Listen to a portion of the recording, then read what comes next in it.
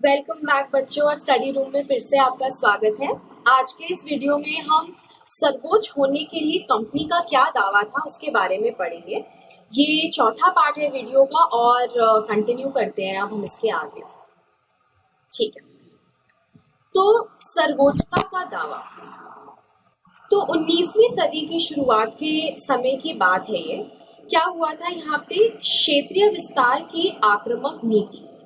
अब Lord Hastings कौन थे? वे, उनका जो नेतृत्व था और उनका जो समयकाल था वो था 1813 से 1823 तक।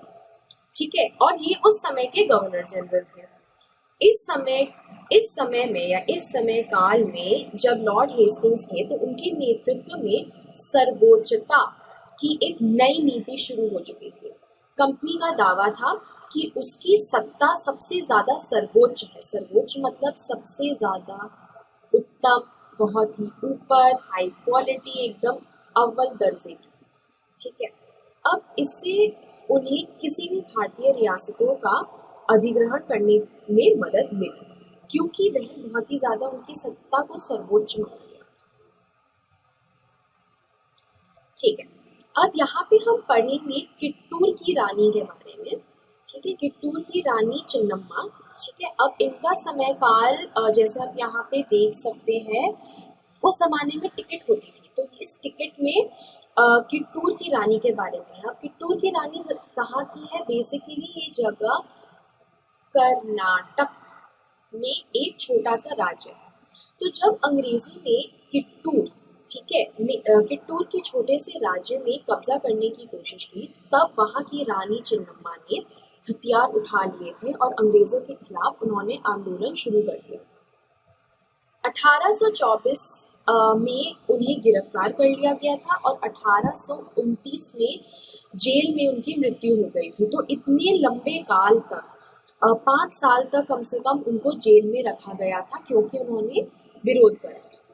अब किट्टूर स्थित संगोली के एक गरीब चौकीदार रायन्ना ने यह प्रतिरोध जारी रखा। तो इवन जबकि किट्टूर की रानी की मृत्यु हो गई थी, उन्होंने उसके बाद भी इस चीज का प्रतिरोध जारी रखा। 1830 में उन्हें अंग्रेजों ने फिर से पकड़ लिया था और फांसी पर लटका दिया। तो अंग्रेजों का यहाँ पे हम देख सकते हैं कि कैसे जो भी उनके विरोध में जाते थे और उनके अगेंस्ट या उनके विद्रोह में लड़ाई करते थे या उनके अगेंस्ट आवाज उठाते थे, तो उनको या तो जेल में डाल देते थे या उनको कोई ना कोई गलत बात कह के उनको मार दिया जाता था।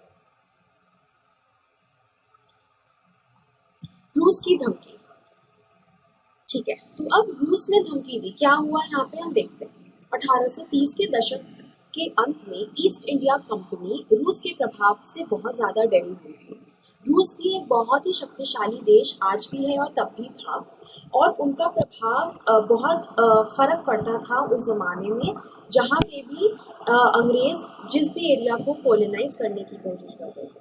तो कंपनी को भय था कि कहीं रूस का प्रभाव पूरे एशिया में ना फैल जाए और उत्तर पश्चिमी से भारत को भी अपने चपेट में ना ले ले। अब इस समय में 1830 के काल में हमें पता था कि ब्रिटिशर्स यानी कि जो ईस्ट इंडिया कंपनी थी, उन्होंने धीरे धीरे भारतवर्ष पे कब्जा बनाना शुरू कर दिया था और उनको रूस से इस बात से डर लग रहा था, क्योंकि उनको लगा था कि एशिया में जैसे रूस अपना प्रभाव फैला रहा है तो भारत को भी अपने चपेट में ले रहे हैं। इसी डर के चलते अंग्रेज अब उत्तर पश्चिमी भारत पे भी अपना नियंत्रण स्थापित करना शुरू कर दिया उन्होंने। ठीक है, क्योंकि डर की वजह से उन्होंने नियंत्रण शुरू कर दिया कहाँ पे? उत्तर पश्चिमी भारत पे।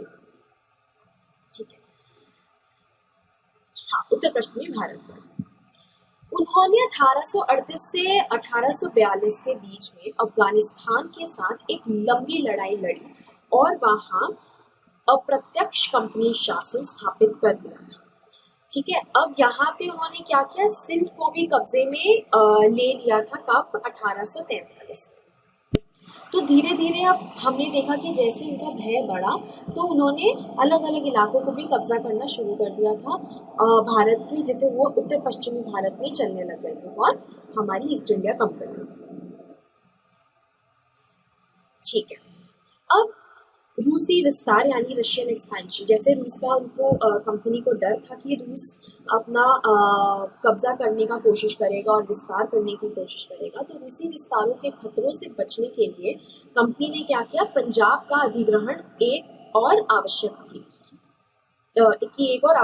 यहाँ महाराजा रंजीत सिंह, ठीक है, कौन थे, महाराजा रंजीत सिंह थे, जिन्होंने कंपनी की दाल नहीं गलने दी। तो महाराजा रंजीत सिंह बहुत ही उस समय में उनका बोलबाला बहुत ज्यादा स्ट्रांग था, तो उन्होंने बिल्कुल कंपनी की दाल गलने नहीं दी। ठीक है।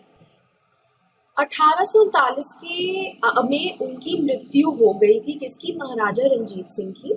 और उसके बाद यह रियासत के साथ 2 लंबी लड़ाइयां लड़ी गई। ठीक है। और आखिरकार उन्होंने 1849 में अंग्रेजों ने पंजाब को भी अधिग्रहण कर लिया था। तो कंपनी ने पंजाब को कब लिया, पंजाब का अधिग्रहण उन्होंने करा 1849 में। ठीक है। लेकिन जैसे हम देख सकते हैं कि कुछ 10 साल तक उन्होंने पंजाब ने विरोध करा, लड़ाई लड़ी, और महाराजा रंजीत सिंह के नेतृत्व में उनकी मृत्यु के बाद भी उन्होंने 2 लंबी लड़ाइयां लड़ी और 10 साल तक ये चला। ठीक है। अब यहाँ पे एक और हम इम्पॉर्टेंट चीज पढ़ेंगे, वो है डॉक्ट्रिन ऑफ लैप्स, जिसको हम बोलते हैं विलय नीति। ठीक है। विलय नीति, अब ये क्या है। ठीक है। यहाँ पे लॉर्ड डलहौजी के बारे में बात करते हैं। तो जब हम डॉक्ट्रिन ऑफ लैप्स के बारे में बात कर रहे हैं, तो ये इनसे जब हम विलय नीति के बारे में बात करते हैं, तो आपको लॉर्ड डलहौजी का नाम याद रखना पड़ेगा। ठीक है। अब जैसे कि तो लॉर्ड डलहौजी के बारे में हम यहाँ पे बात कर रहे हैं। तो ये कौन से काल में गवर्नर जनरल थे, इनका समय काल 1848 से 1856 तक का था। ठीक है। तो इस समय तक वे गवर्नर जनरल थे। अब विलय नीति क्या थी, उन्होंने एक ऐसी नीति तैयार की जिसे विलय नीति कहते थे। उसका क्या कहना था, कहना ये था कि अगर किसी शासक की मृत्यु हो जाती है और उसका कोई पुरुष वारिस नहीं है, तो उसकी रियासत हड़प कर ली जाएगी, यानी कंपनी को भूभाग का हिस्सा बना दिया जाएगा। तो इस नीति के हिसाब से यदि कोई राजा है और उस राजा का पुत्र नहीं है, ठीक है, पुत्र यहाँ पे हम इसलिए बोल रहे हैं, या तो कोई क्योंकि वे राजा का शासन नहीं ले सकते, तो यदि कोई पुरुष वारिस या फिर पुत्र नहीं है, तो उसकी रियासत हड़प लेगी। कौन लेगी, ईस्ट इंडिया कंपनी ले लेगी। ठीक है। अब इस सिद्धांत के तहत कई राज्य जुड़ गए थे, जैसे कि संबलपुर, उदयपुर, नागपुर और झांसी, सतारा जैसे ये सारे राज्य इस सिद्धांत के तहत इसके तहत कई सारे राज्य ऐसे जुड़ गए थे।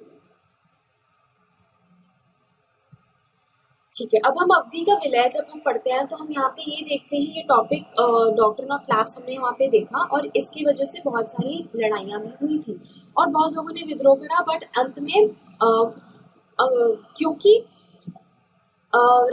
भारतीय देशों को, राज्यों को बिल्कुल पावर ही नहीं थी, उनके पास उनकी सत्ता छीन ली गई थी, और अंग्रेजों का इतना ज़्यादा स्ट्रॉन्ग प्रभाव था कि वे बहुत सारे राज्य उसमें उन्होंने मान लिए।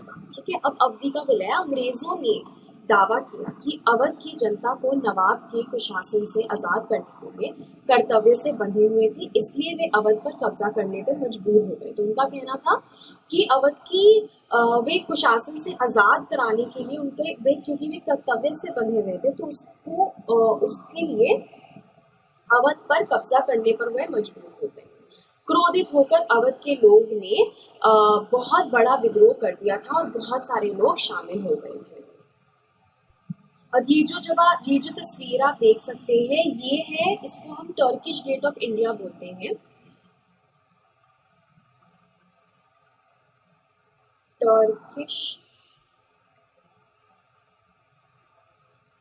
टर्किश गेट ऑफ इंडिया भी कहते हैं। ये 18वीं सदी में बनाया गया था और यहाँ पे ये